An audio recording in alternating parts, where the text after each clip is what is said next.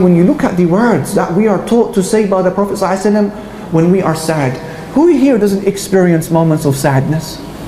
Who here has never battled it out with a sin? Who here was never in a relationship and he struggled to cut out that relationship? Who? Who was never financially bankrupt? We have experienced one or the other. What is the words? What are the words that we are to say when we are in pain? They are words of dhul, humility and iftiqar to Allah. Subhanallah al-Azim. How much Allah loves these words. As Ahmad narrates in his Musnad on the authority of Ibn Mas'ud, that the Messenger sallallahu alayhi wa sallam says, مَا قَالَ عَبْدٌ قَطُّ إِذَا أَصَابَهُ هَمٌّ أَوْ حَزْنٌ. There isn't any Muslim who is afflicted with grief, sadness or sorrow. And he says the following words. What are the words? Listen, ikhwan, and memorize them. Allahumma inni abduk. Oh Allah, I am your slave. Ibnu abdik, ibnu amatik. I am the son of your slave and the son of your female slave. So you are saying, oh Allah, I am a slave.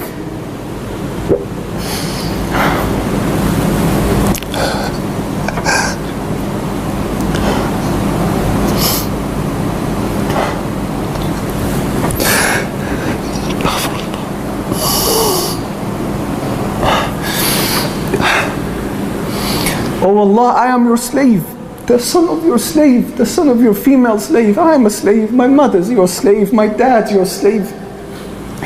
Nasiyati biyadik. My forelock is in your hands. Yeah, we hate to be grabbed by this part of our body and pulled, because it's the highest part of your body. It's humiliating to be pulled like this. You are saying, Ya Rabbi, this forelock of mine it's in your hands. مَاضٍ فِيَّ حُكْمُكَ. Your command over me will be executed. عَدْلٌ فِيَّ قَضَاءُكَ. Your judgment over me is always fair. أَسْأَلُكَ بِكُلِّ إِسْمٍ هُوَ لَكَ. I ask you, O Allah, by every one of your names, سَمَّيْتَ بِهِ نَفْسَكَ, which you have called yourself, أو أنزلته في كتابك, or you have revealed this name in your book, أو علمته أحدا من خلقك, or you had taught it to one of your slaves, أو استأثرت به في علم الغيب عندك, or you had kept the knowledge of this name to yourself.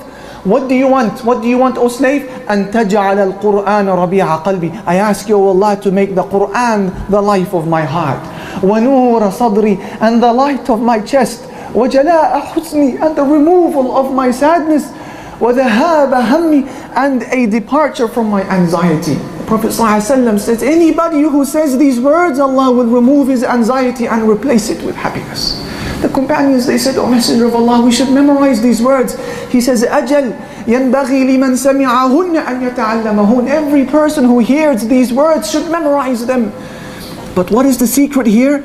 The secret is that these are words of dhul and humility and declaring your bankruptcy to Allah subhanahu wa ta'ala. This is why Allah Almighty will answer. Focus with me, ya ikhwan. Have you ever pondered over the hadith where the Prophet ﷺ tells us that Allah is with the ill person? Have you ever thought about this one? As Imam Muslim narrates in his Sahih, a strange hadith which will surprise you at first when you hear it. The Messenger ﷺ says, Allah Almighty will say to one of his slaves on the day of standing, Ya ibn Adam, maridtu falam ta'udni.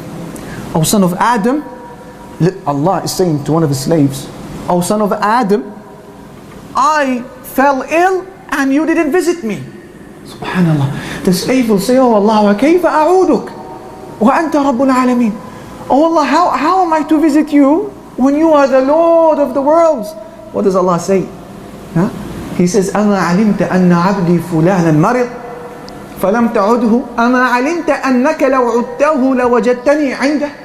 Oh my slave, didn't you know that slave such and such became ill and you didn't visit him? Had you visited him, you would have found me, Allah, with him. Ibn Qayyim rahimahullah mentions in his book Madarij al-Salikin, why is it that Allah Almighty is with the ill person? He says, لأن قلبه مكسور ولو كان من كان. He says, because the heart of this ill person is broken. He's weak. This heart, this ill person is humble to Allah. Therefore Allah is with him. Yeah? فَإِنْ كَانَ مُؤْمِنًا كَانَ اللَّهُ مَعَهُ. Therefore if this ill person is a Muslim, Allah will be with him. Ibn Qayyim goes on to say, perhaps this is also the secret why the dua, the supplication, the requests of the mazloom, the oppressed, are answered. And as-sa'im, the one who is fasting, is answered. And the one who is musafir, traveling, is answered. What is the common theme between all of these three? Who can tell us? The hardship, which brings about what, Ya Abdul Hayy? The topic of ours, the humility. The common theme with these three people, why the Prophet ﷺ said their request will be answered by Allah every time, is because the common theme is humility. Their hearts are broken to Allah. Arrogance is gone. They feel like a slave. Look at the mazloom, the oppressed. One of the three. He's sad. His rights have been usurped. He feels as being the subject of injustice. His heart is therefore broken. Thus Allah is with him. Ya Allah. As for the one who is fasting, his shahwa, his temptations have been dampened down now. He's hungry, he's thirsty, he's weak, he can barely get off the chair. Allah therefore is with him because his heart is broken. And the one who is traveling, he's away from his wife, away from her husband, away from his children, away from his loved ones. His heart is broken, he wants to be with them. Therefore it's not about being hungry and thirsty, as Ustad Arjan said. It's not about just traveling or about being oppressed while your dua will be answered. It's because the heart is broken. Are you with me, brothers?